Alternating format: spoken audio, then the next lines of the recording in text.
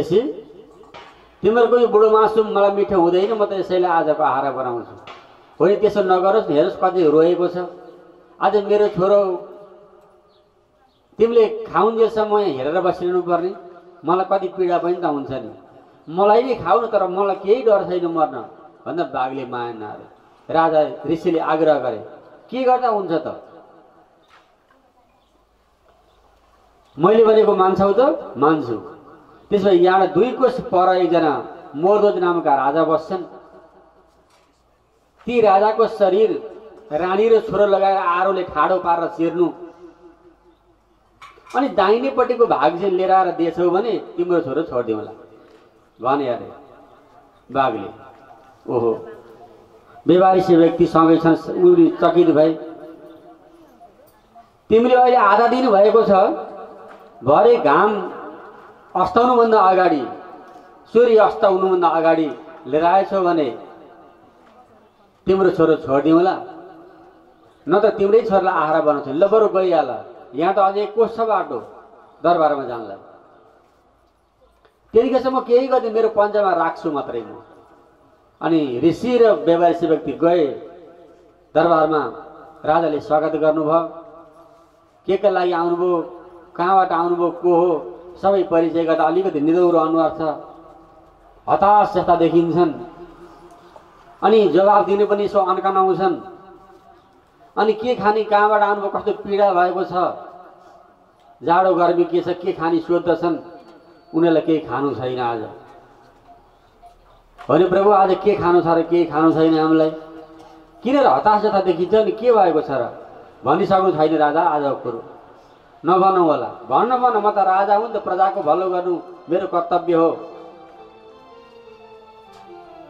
भनौँ र राजा, भनौँ। भनि नसक्नु छ कहानी, किन, के हो भन न, पहिला भनि त हेर न, म समस्या समाधान गर्न सक्छु कि। राजालाई सुनाउन लागे, महाराज म मेरो छोरो र यी साथी जङ्गलको बाटो आउँदै थियौँ, फुत्त एउटा जङ्गलमा बाघ निस्क्यो, मेरो छोरालाई च्याप्प समात्यो, खाइसक्यो, खाएको छैन। के गर्नु पर्छ, मैले सैनिक पठाइदिनु पर्यो, बाघ मारिदिनु पर्यो? होइन होइन, त्यसले त बडो अप्ठ्यारो कुरो पो गरेको छ त। किन, मलाई नै आउनु भनेको छ र? आउनु भनेको छैन, तर अर्कै तरिकाले ल्याउनु भनेको छ। कस्तो अर्को तरिका, के भन्नु खोज्यो भन न। राजा स्वार्थी पो हिँड्छ कि? एउटा छोरो बचाउन यत्रो राजाको शरीर कसरी माग्नु? के मेरो शरीर गिँडेर ल्याउनु भनिएको छ? गिँडेर होइन, चिरेर ल्याउनु भनेको छ राजा। त्यो पनि रानी र छोरो लगाएर आरो लाएर चिर्नु, देब्रेपट्टिको चाहिँदैन, मलाई दाहिनेपट्टिको ल्याउनु भनेको छ। अब चिर्नेलाई पो पीडा भयो त, चिर्नेलाई मन्जुर छ भने ए रानी, ए छोरो छिटो आरो लिएर आऊ त। राजाका छोरा अत्यन्तै पीडामा छन् अरे, यो ऋषिका छोरा ब्राह्मणको छोरो हो, उनको ज्यान बचाउनु पर्छ हामीले, मेरो यो सरस्वती छिटो यो शरीर चिरिदियो त भन्नुभयो अरे। मुटुमा गाँठो पारेर रानी र छोरो लागेर चिर्न खोजे। ब्राह्मणले भने, हे महाराज, शरीर त दिन खोज्नुभयो, तर नरोइकन दिनुपर्छ नि, बरु सङ्कल्प गर्नुहोस्। सङ्कल्प भई म नरोइकन दिउँला। जब चिर्दै थिए चिरेर यहाँ यो आँखाको भागबाट तलतिर लागेपछि देब्रे चाहिँ आँखाबाट बरबरी आँसु आएछ। ती दान लिन आएका ब्राह्मण ऋषि जुरुक्क उठेर टाप कुदेको अर्को आँखाले देख्नु, ए छोरो यो आरो निकाल, मेरो यो शरीर एउटा कपडाले बाँधिदेऊ, यो यस्तो रगत पक्ष पारे किन भागे, जाऊ कुदेर समातेर लिएर आऊ। दौडेर राजाको छोरो गए, समातेर फर्काएर लिएर आए। दुष्ट ब्राह्मण, यस्तो शरीर पालेर यस्तो हालत बनाएर तिमीलाई भाग्न लाज लाग्दैन भनेर सोधे। म त्यो हिसाबले भागे होइन नि त राजा, तिमी पनि त राजा हौ, आफ्नो वचनबद्ध भएनौ, वचन पुरा गरेनौ। के वचन पुरा गरिनँ मैले दिन लागेको थिएँ शरीर, दिने त लागेको थियो, तर नरोइकन दिन्छु भनेका थियौ, म रोयौ त। राजाले सोधे, कुन आँखामा आँसु आयो भनेर सोधे। देब्रे आँखाबाट। ब्राह्मण तिमीले कुन चाहिँ आँखा मागेको थियौ मसँग, कुन चाहिँ शरीर कतापट्टिको भाग मागेका थियौ भन्दा दाहिनेपट्टिको मागेको थियौ। दाहिनेबाट आएको थियो थिएन। सुन ब्राह्मण, देब्रे आँखाले किन आँसु आयो भने नि यो सिङ्गो शरीर माताजीका गर्भ अवस्था सिङ्गो थियो शरीर। यो सिङ्गो शरीरलाई जन्म दिनुभयो माताजीले, हुर्काउनु भयो, बढाउनु भयो पिताजीले, हुर्काइ पढाइ बढाइ गर्नुभयो, गुरुहरूले यसमा ज्ञान दिनुभयो, प्रजाहरूले चुनेर मलाई राजा बनाए, मैले यही सिङ्गो शरीरले राज्य सञ्चालन गरेँ, सिङ्गो शरीरले भगवानको भक्ति गरेँ। तैपनि अन्तिम अवस्थामा यो शरीर अझै पनि पवित्र भइसकेका रहन्छ। शरीर सिङ्गो शरीरको पनि आधा भाग एउटा ब्राह्मणको छोराको लागि काममा चाहिँ आउन आँटो, खुसी भएकै हो, त्यसकारण दाहिनेपट्टिबाट आएन, देब्रेपट्टि चाहिँ अझ पवित्र हुनु बाँकी छ, त्यही भएर पो आँसु आएको हो भनेपछि त्यो ऋषि रूप त्यागेर भगवानले दर्शन दिनुभयो। राजा, तिम्रो परीक्षा गर्न आएको थियो, मेरै पो परीक्षा ल्याऊ त भन्नुभयो। त्यो शरीर जस्ताको तस्तै बनाइदिनु हो। ती ऋषि भगवान थिए, छोरो पनि भगवानले नै रूप लिनुभएको थियो, त्यो बाघको रूप पनि भगवानले लिनुभएको थियो, मात्र राजाको परीक्षा थियो। के भन्न खोजेको यहाँ? प्राणजी भने सत्यवादी नाम केते ल्याउँ कही हुए तर न तारन, सत न छोड्या कही दुःख सहे सोही आदि न के कारण। यो दिन देख्न, यो तारतम्य प्राप्त गर्न, कलियुगमा भक्ति गरिएला, भक्ति नगरेको छैन, तर देवी देवताको भक्ति गर्न नमिल्ने होइन, गरेर पुग्दैन। त्यही भएर त अब अझ पनि प्रेम रूपी भक्ति गर, अझ प्रेम जगाऊ, त्यहाँ धेरै माथिको लोकादि लोक यात्रा गर्नु छ भनेर न महापुराणको सार श्री तारतम्य सागर ग्रन्थ हामीले सुरुका दिन परिचय दिएका थियौँ। वेदरूपी वृक्षको हाँगा हो पुराणहरू भनेको, त्यो हाँगामा फलेको पाकेको फल भनेको श्रीमद् भागवत महापुराण हो, त्यो फलभित्रको रस भनेको तारतम्य हो। त्यो रस त पिलाइरहनु भएको छ। पाकेको फल ग्रहण गर्ने हो होला, त्यो फलभित्र गोठली होलान्, ब्याएहरू होलान्, बोक्रा होला फ्याँकिएला, सबै चिज सबैलाई आवश्यकता पर्दैन। बजारमा गयौँ भने सबै चिज उठाएर ल्याउने होइन, चाहिएको आवश्यकता परेको मन परेको चिज ल्याउने हो। अनगिन्त ज्ञानहरू छन्, जसरी कुनै फललाई रक्षा गर्न बोक्रोको आवश्यकता पर्छ, त्यसै गरी यो धर्मलाई, भक्तिलाई, ज्ञानलाई रक्षा गर्नको लागि कर्म विधान, कर्म पद्धतिको आवश्यकता पर त गरेको हो। कर्म त्याग्ने होइन, कर्म त आफै छोडिन्छ बिस्तार परिपक्व हुँदै गएपछि। काँचो केरा खान पनि टर्रो, तास्न पनि अप्ठ्यारो, पाकेको केरा खान पनि मिठो, तास्न सजिलो। किन? बुद्धिको रक्षा गरेको छ। त्यसै गरी धर्मको रक्षा कर्मले गरेको छ, कर्म विधानले। त्यो कर्मलाई बुझेर धर्ममा भक्तिमा परिपक्व भइयो भने कर्म त आफै बिस्तारै छुटिहाल्छ नि। त कर्म छोड, यो गर्न छोड, त्यो गर्न छोड, देवदेवताको मन्दिरमा नजा, ढेकुरो नउठा, पिण्ड नदे, यो नगर भन्ने होइन नि त। ज्ञान के हो? भागवतले के बताएको छ त्यो पुष्ट भएर सुनिसकौँ न।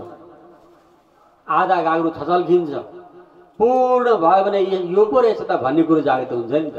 हो, त्यस कारणले त भित्री आँखा खोल्नुपर्छ। बाह्यको आँखाले त दुनियाँ सारा नराम्रो कुरो देखेकै छ। यहाँ प्राणनाथजी भन्नुहुन्छ, आँखा खोल तँ आप पनि निरख धनी श्रीधाम। हे भक्त हो, सुन्दर साथ हो, आँखा खोल। अब आँखा खोल भने बिहान ओछिनबाट उठ मात्रै भने हो त? ओछिनबाट उठ त खोलिन्छ आँखा। बाहिरको यो आँखालाई चर्म चक्षु भनिन्छ। यसले राम्रो नराम्रो, होचो अग्लो, कालो गोरो देखिन्छ। तर शास्त्रको भाषाले एउटा दिमागी दृष्टि पनि भन्छ क्या। दिमागी दृष्टिमा के गर्ने के नगर्ने सोच्ने आँखा, अनि तेस्रो आँखा हुन्छ शास्त्रको भाषामा चाहिँ त्यसलाई दिव्य चक्षु भनिन्छ। अनि यो तारतम्य भाषामा चाहिँ रुहको आँखा भनेको छ यसलाई। रुह भनेको आत्माको आत्मदृष्टि। आँखा खोल तँ आप पनि निरख धनी श्रीधाम। आँखा खोल्यो भने परमात्मालाई देख्न सक्यो त। त्यही भएर हामी पाठ पाठमा जाउँ कि कुनै देवालय शिवालयमा जाउँ कि गइसकेपछि अनि यसरी हात जोडेर आँखा किन चिम्लिया? आउनु चाहिँ हेरेर दर्शन गर्नु पर्यो त। परमात्माको स्वरूपको यो चिन्तनको मूर्ति राखेको होस् कि वाङ्मय मूर्ति राखेको होस् कि फोटो राखिएको होस् कि जुन प्रकारको मूर्ति छ त्यही प्रकारको मूर्तिलाई हृदयमा बसाएर प्रभु हजुर यस्तो हुनुहुन्थ्यो, यो दिव्य शोभा त्यो श्रृङ्गार मेरो हृदयमा प्रविष्ट होस् भनेर यसरी आँखा चिम्लेर दर्शन गरेको नि। भित्र बाहिर आँखा चिम्लेपछि अरू होचो अग्लो कालो गोरो देखिएन। दर्शन गरेको किन? आँखा चिम्लेर दर्शन गरेको, भित्रको आँखाले हेरेको। त्यही भएर प्राणनाथजीले वाणीमा परिक्रमा किताबमा ए रूह की आँखों देखिए असल बका के तन्न तो देखो चित्रावन धाम की कर्तन निरत सबन्न। हृदयको आँखा खोलियो यदि भने ती दिवालमा कुदेका चित्रहरू पनि नाचेको देखिन्छ। त्यस्तो चेतनशील त्यो चेतन आत्मा बनाएपछि हो त्यो अन्तर्दृष्टिलाई हेर्नको लागि, अन्तर्दृष्टि खुलाउनको लागि ज्ञान चाहिने, तारतम्य चाहिने। यहाँ एउटा श्रृङ्गार किताबमा अन्तिम चौपाईमा जिन हरबराओ मोमिनो हुकुम करता आपे काम खोल दिएको आँखहरू कि जिन देखो दृष्टि चाम। हे हरबराओ, हे मोमिन हो, हरबराउनु जरुर छैन। जिन हरबराओ मोमिनो हुकुम करता आफै काम, परमात्माको हुकुमले आफै कार्य गरिराखेको हुन्छ। खोल दिएको आँखहरू हो कि भित्र आँखा त हृदयको आँखा खोल न। जिन दिएको दृष्टि चाम, छालाको आँखाले चाहिँ नहेर नि। फेरि छालाको आँखाले हेर्न खोज्यो भने देख्दैन त्यो स्वरूप। परमात्माको स्वरूपलाई हृदयको आँखाले हेर्ने। तेरो अन्तर्दृष्टिले के भन्छ एकचोटि भन्ने त भन्छौँ नि हामी पनि। यसो अनि आँखा चिम्लेर विचार गर्छौँ। लु हेरेर एकचोटि भनेपछि हेरी त होइन नि, हेरेर हुँदो रहेछ। हामी सब्जी पाकिसक्यो, यसमा नुन पुगेन हेर त भन्छौँ नि हामी। आँखाले हेरे त नुन पुगेपछि थाहा पाइँदैन, खाइहेर्नु पर्यो नि त, अनुभव गर्नु पर्यो त्यसमा। त्यो पनि त हेर्नै रहेछ नि। बाह्य दृष्टि,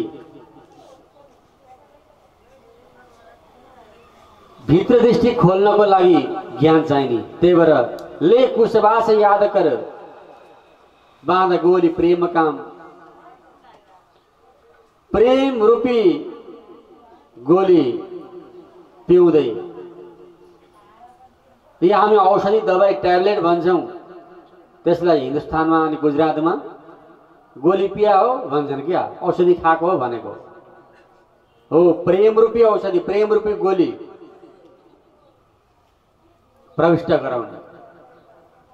प्रेम प्याला भरभर पिउँ, प्रेमको प्याला भरेर पिउनु पर्यो। अब अनि पो लाग्छ त। मान्छे कमजोरी भयो भने के गर्नु पर्यो?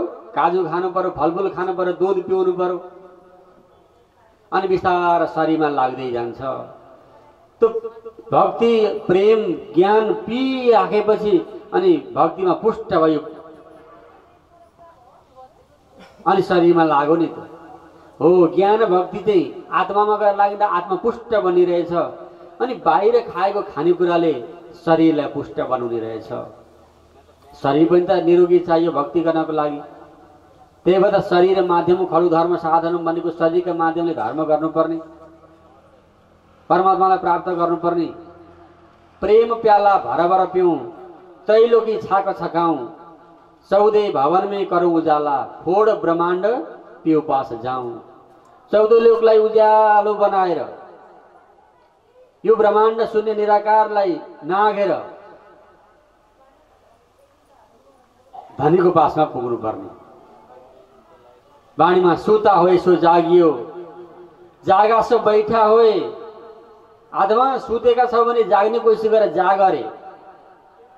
जागा सो बैठा होए, जागेका छौ सुन्दैछौ ज्ञान भने उठेर बस। बैठा ठाडा होइयो, बसेका छौ सुन्यौ ज्ञान, अब जागृत भयो जुरुक्कै उठ। ठाडा पाउँ भरे आगे सोए, उभिराखेका छौ सुन्यौ नि, जागृत भयो हिँड्नै सुरु गर्यौ भन्नु। सुता होए सो जागियो, जागा सो बैठा होए, बैठा ठाडा होइयो, ठाडा पाउँ भरे आगे सोए। कसरी हिँड्ने अरे प्राणनाथजी त्यही तो तल्लो चौपाईमा बताउनुहुन्छ। यूं तयारी कीजियो आगो करनी है दौड, यस्तो तयारी गर। मैले अगाडि हिँड्नु छ, दौड लगाउनु छ। सब अङ्ग ईशक लेके निकसो ब्रह्माण्ड फोड, सबै गुण अङ्गमा प्रेम भएर हिँड्नु पर्यो। प्लेन उड्ने बेलामा निकै बेरसम्म त्यो पंख घुमाइरहेछ, एकदम पूर्ण तयारी भएपछि अब उड्न सक्छ भनेपछि हिँड्ने हो नि त। घेरेर स्टार्ट गरेपछि हिँडिहाल्ने होइन। त्यसै गरी हृदयमा गुणाङ्ग इन्द्रियमा प्रेम भक्ति ज्ञान पुष्ट बनाएपछि अनि यात्रा हिँड्न सुरु भयो नि त। त्यही भएर हाम्रा पुराना भजनकारीहरूले सन्तजी बिना कुञ्जी खुले नहीं ताल, साँचो पनि ताला खुल्दै खुल्दैन।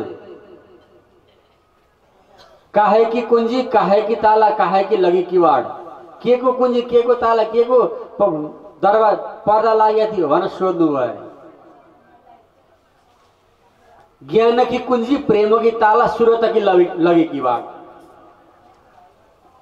ज्ञान को ताला थियो, प्रेम रूपी कुञ्जी चाबी थियो, अनि सुरता रूपी ढकन लागेको थियो। जब ज्ञान को ताला खोल्न प्रेम रूपी चाबी लिएर गइयो अनि सुरताको किवाड भनेको दरवाजा खोल्यो। अब हृदयको ढोका खोल्यो हो। हृदयको ढोका खोल्नेवाला चाबी तारतम, शास्त्रको भेद मर्मलाई खोलिदिनेवाला तारतम, अनि दिव्य परधामको दरवाजा खोल्ने यही तारतम। त्यही भएर तारतमको महत्व श्री प्राणनाथजीले धेरै चौपाईमा यहाँनिर बताउनु भएको छ। उनको गुण उनको चिन्तनलाई याद यदि गर्यो भने पो जाग्न सकियो। त्यही भएर 14 भवन में करू उजाला, फोड ब्रह्माण्ड पिउ पास जाउँ। 14 लोकलाई उज्यालो बनाएर 14 लोक शून्य निराकारदेखि अगाडि नागेर धनीको पासमा पुग्नुपर्छ। पुग्ने हाम्रो कर्तव्य हो। पुग्नको लागि यो ज्ञान हो, यो तारतम हो। प्राणनाथजीले बताउनु भएको गुण धनी के याद कर, पकड़े पीऊ के पाए, सुख बैठे सुख पालमे देशी वतन पहुँचाए। धनीको गुणलाई स्मरण गरियो भने, जानियो भने, पकड़ी पीऊ के पाए उनको चरण शरणलाई पक्रिन सक्नु पर्यो। सुख बैठे सुख पालमे आनन्दसँग परमधामबाट आएको सुखपालमा बसेर त्यो आत्मा भावले यात्रा गर्दै गर्दै सब लोकादि लोक भन्दा माथिको भाग जसलाई दिव्य परमधाम भनिन्छ, जो अखण्ड छ, शाश्वत छ, नित्य छ, चैतन्य छ, त्यो धाममा यो परम आत्मा विराजमान हुने ठाउँ, यो आत्मा गएर विराजमान हुने ठाउँ, यो आत्माको देश हो।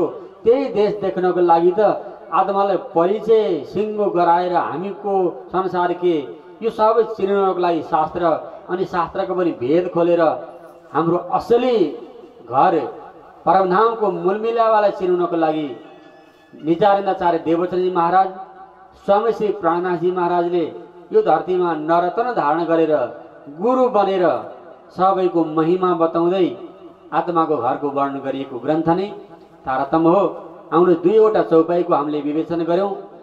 यही चौपाईलाई म दोहोऱ्याउँछु अनि अस्ति थाल्दा केही विलम्ब भएको हुनाले धेरै प्रसङ्गहरू पनि बाँकी छन्। श्रीमद् भागवत महापुराणका तारतम्य हिसाबले सबै प्रसङ्गलाई समेट्दै अत्यन्तै सरल शैलीमा बुझिने हिसाबले बताइरहनु भएको छ। वक्ता अलग अलग भए पनि कुरो एउटै हो अनि यहाँ पाठ पनि बाँकी छ। मेरो वाणी चर्चालाई म यहाँ विश्राम गर्ने अनुमति माग्दै एउटा चौपाईलाई म यहाँ दोहोऱ्याउँछु। उच्चारण गर्छु, सक्नुहुन्छ भने सबैले दोहोऱ्याएर वाणी चर्चालाई विश्राम गरौँ अनि सुमधुर भजन सुनेर यहाँ पुजारी महाराजले परमात्मालाई दोपहरको भोग लगाउनु हुनेछ। बालभोग भनेको बिहानको 9 बजेको भोग परमात्माले ग्रहण गर्नुभयो। अब दोपहरको भोग तयार गरेर लगाउनु हुनेछ। आउनुहोस् एउटा चौपाई उल्लेख गरौँ। प्रेम प्याला भर भर पियो, प्रेम प्याला भर भर पियो, त्रैलोकी छाक छकाऊं, त्रिलोकी छाक छकाऊं, 14 भवन में करो उजाला, 14 भवन में करो उजाला, फोड़ ब्रह्मांड पीऊ पास जाऊं, फोड़ ब्रह्मांड पीऊ पास जाऊं, फोड़ ब्रह्मांड पीऊ पास जाऊं, फोड़ ब्रह्मांड पीऊ पास जाऊं। बोलो श्री कृष्ण कन्हैया लाल की, श्री गजानंद स्वामी की, श्री प्राणनाथ प्यारे की, श्रीमद् भागवत महापुराण की, सप्ताह ज्ञान महायज्ञ की, समस्त भक्तजन की, समस्त प्राणी मात्र की सबको प्रणाम। माया मरनु भो कृष्णा, माया मरनु भो,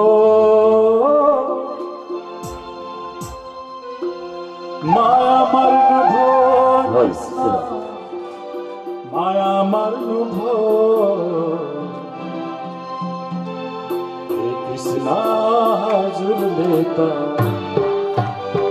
माया मरनु भो, कृष्णा हजुर लेता माया मरनु भो। जय हो।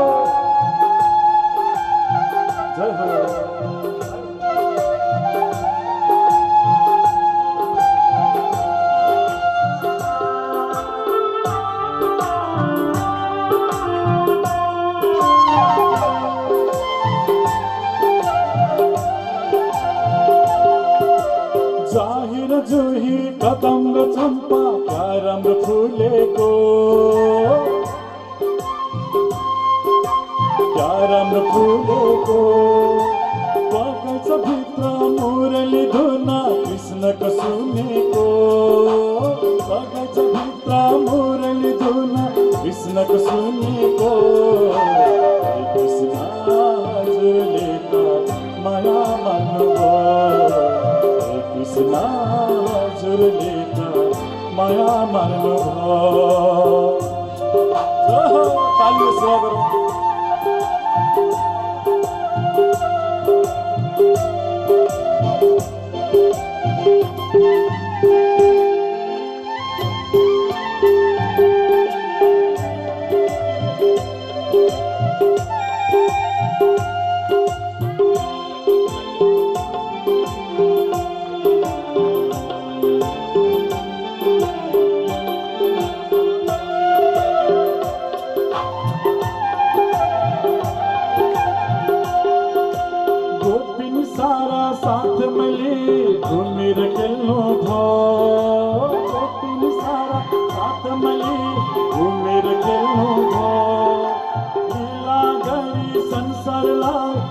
गीत पार्नु भयो,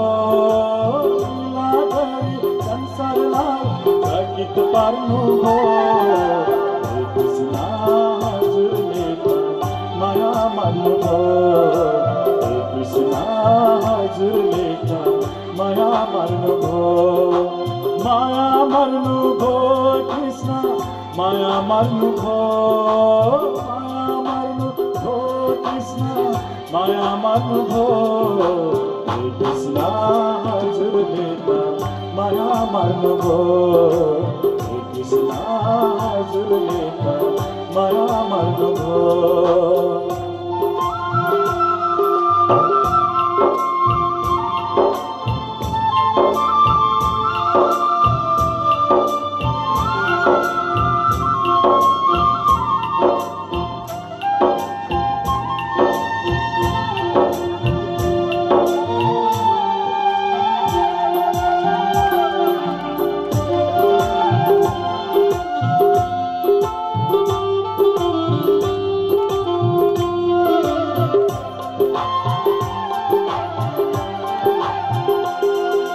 जाहिर जुही कदम र चम्पा प्यारम फुलेको, जाहिर जुही कदम र चम्पा प्यारम फुलेको, मुरली धुना कृष्ण कलोना सारनी सुनेको मुरली धुना कृष्ण कलोना सारनी सुनेको कृष्ण हजुरले त माया मान्नुभयो कृष्ण हजुरले त माया मान्नुभयो कृष्ण हजुरले त माया मान्नुभयो कृष्ण हजुरले त माया मान्नुभयो।